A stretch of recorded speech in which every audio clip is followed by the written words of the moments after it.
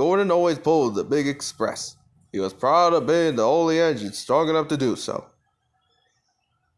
It was full of important people, like Sir Topham Hatt, and Gordon was seeing how fast he could go. He said the coaches. In a minute, Gordon would see the tunnel where Henry stood, bricked up and lonely. But Henry didn't know how to ask. Said Gordon. He was almost there when, whoosh! There was a proud Gordon going slower and slower in a cloud of steam. His driver stopped the train. Asked Gordon. Said the driver. Said Gordon.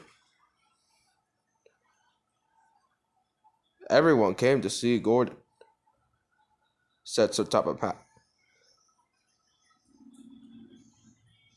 While the conductor went to find one, they uncoupled Gordon, who had enough puff to sink onto the siding of the way. Edward was the only engine of it. Said Gordon. The kind Edward puffed and pushed and puffed and pushed, but he couldn't move the heavy coaches. Said Gordon. Said Sir Topham Hatt.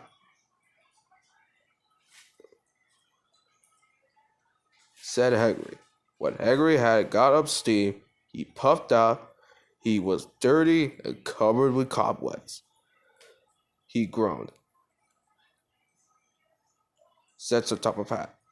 When Henry came back, he felt much better. Then they coupled him up. Said Edward. Said Henry. They puffed together. Said Edward and Henry. Sang the coaches. Everyone was excited. So Tom had leaned out of the window to wave Edward and Henry, but the train was going so fast that his hat blew off into a field where a goat ate it for tea. They never stopped till they came to the station.